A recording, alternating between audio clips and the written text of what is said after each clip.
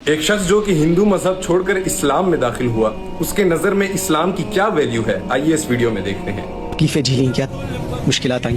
تکلیفیں تو سر بہت زیادہ ہیں، مطلب وہ جو دین آپ لوگوں کو ملا ہے وہ آسان ہے، اور جو دین ہمیں ملا ہے وہ اسٹرگل ہے۔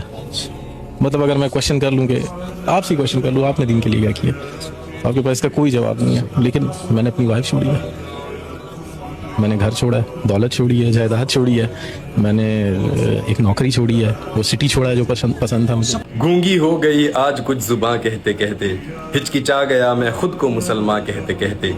یہ بات نہیں ہے کہ مجھ کو رب پر یقین نہیں ہے، مگر ڈر سا گیا ہوں خود کو مسلمان کہتے کہتے۔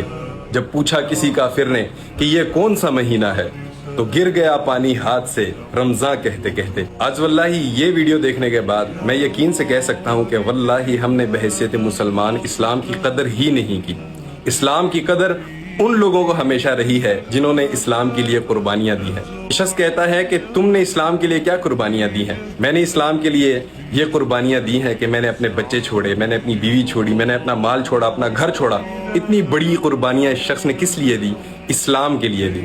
اور آج جو مسلمان جس کو اسلام گھر سے ملا ہے، ماں کی گود سے اسلام ملا ہے، اس کو اسلام کے لیے قربانیاں دینے کے لیے کوئی ضرورت ہی نہیں پڑی۔